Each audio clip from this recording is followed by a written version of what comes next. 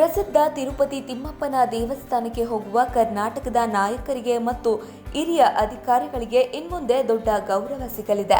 ಹೌದು, ಪ್ರತಿದಿನ ಬೆಳಗ್ಗೆ ದೇವಸ್ಥಾನದಲ್ಲಿ ನಡೆಯುವ ಅತ್ಯಂತ ಪವಿತ್ರವಾದ ಮೊದಲ ಆರತಿಯಲ್ಲಿ ಭಾಗವಹಿಸಲು ನಮ್ಮ ರಾಜ್ಯದ ಸಚಿವರು, ಶಾಸಕರು, ಎಂಪಿಗಳು, ಜಡ್ಜ್ಗಳು ಹಾಗೂ ಹಿರಿಯ ಅಧಿಕಾರಿಗಳಿಗೆ ಇನ್ಮುಂದೆ ಸರ್ಕಾರದ ಕಡೆಯಿಂದ ವಿಶೇಷ ಅವಕಾಶ ಸಿಗಲಿದೆ ಎಂದು ಮುಖ್ಯಮಂತ್ರಿ ಡಿ.ಕೆ. ಶಿವಕುಮಾರ್ ಅವರು ಹೇಳಿಕೆ ನೀಡಿದ್ದಾರೆ.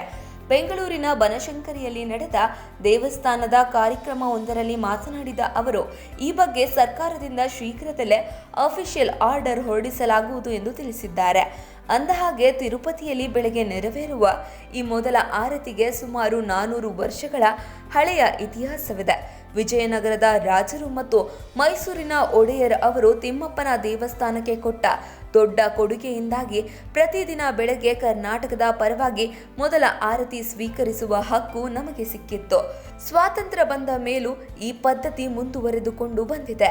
ಇಲ್ಲಿವರೆಗೆ ದೇವರ ಗರ್ಭಗುಡಿ ಮುಂದೆ ನಿಂತು ಈ ಮೊದಲ ಆರತಿಯನ್ನ ನೋಡುವ ಮತ್ತು ಪ್ರಸಾದ ತೆಗೆದುಕೊಳ್ಳುವ ಅವಕಾಶ ಕೇವಲ ಕರ್ನಾಟಕದ ಮುಖ್ಯಮಂತ್ರಿಗಳಿಗೆ ಅಥವಾ ಅವರು ಕಳಿಸುವ ಅಧಿಕಾರಿಗಳಿಗೆ ಮಾತ್ರ ಇತ್ತು.